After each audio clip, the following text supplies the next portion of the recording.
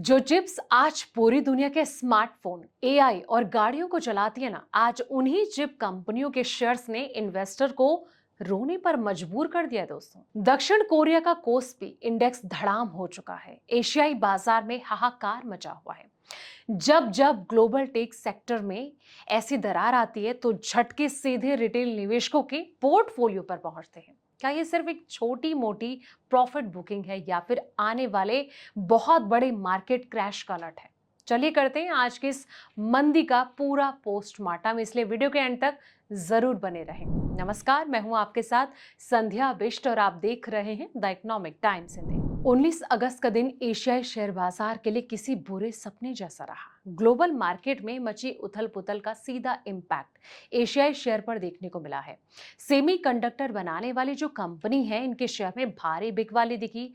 लगातार बढ़ते bond yield और क्रूड ऑयल की चढ़ती कीमत ने निवेशकों का जो मूड है वो पूरी तरीके से बिगाड़ दिया दोस्तों। और इस घबराहट की शुरुआत दरअसल अमेरिकी शेयर बाजार से हुई, जहां तकनीकी से जुड़े शेयर में भारी गिरावट दर्ज की गई। अमेरिका का जो टेक हैवी इंडेक्स नेस्डेक 1.33% पर लुढ़क गया, जिसके बाद दुनिया भर के मार्केट में रिस्क भरे निवेश को लेकर खलबली मची हुई है।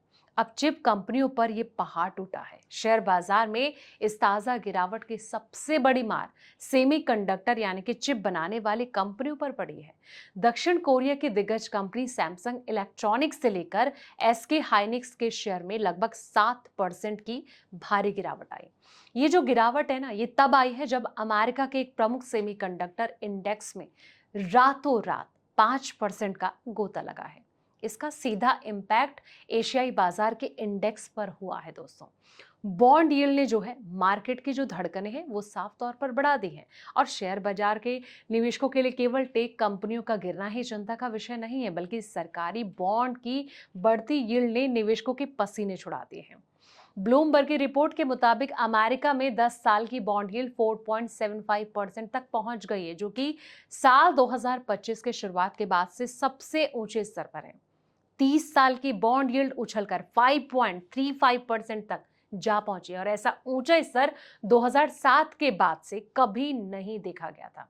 हालांकि बाद में ये थोड़ा सुधर कर 5.28% पर आ गया और बाजार में महंगाई को लेकर लगातार बनी हुई चिंता, सरकारें द्वारा भारी मात्रा में कर्ज लेना, नए कर्ज जारी होने की वजह से ये जो स्थिति है वो पैदा हुई। और इस बढ़ते दबाव के कारण हालात ऐसे बन गए कि कम से कम 7 संभावित कर्ज जारी करने वाली कंपनियों के अपने उच्च श्रेणी के बॉन्ड बेचने का प्लान फिलहाल उन्हें टालना पड़ा। अब वॉर के साए में क्रूड ऑयल की आग नजर आ रही है। एक तरफ शेयर और दूसरी तरफ बॉन्ड बाजार की जनता के लिए माहौल बना हुआ है, और तो दूसरी तरफ खाड़ी देशों में बढ़ते तनाव ने जो है ग्लोबल इकोनॉमी की मुश्किलें और ज्यादा बढ़ा दी है। संयुक्त अरब अमीरात यानी कि यूएई ने जानकारी दी है कि ईरान की तरफ से दागी गई जो 2 बैलिस्टिक मिसाइलें हैं उससे समुद्री इलाके में आकर गिरी हैं।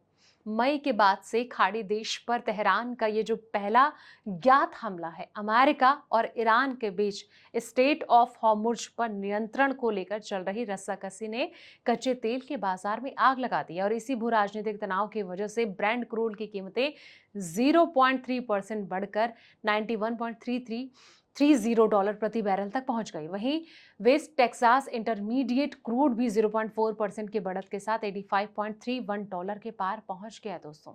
जिस तरीके से एक बड़ा झटका एशियाई मार्केट को लग रहा है, आने वाले वक्त में क्या तस्वीर नजर आती है, यानी कि जियोपॉलिटिकल सिचुएशन अगर इसी तरीके से बनता रहा तो आने वाले वक्त में मार्केट को और बड़ा धक्का लगेगा। इसको लेकर आपकी क्या राय, कमेंट बॉक्स में जाएं, अपनी राय जरूर दें। फिलहाल इस रिपोर्ट में इतना ही। ऐसे पल पल के अपडेट्स के लिए आप देखते रहें ईटी हिंदी।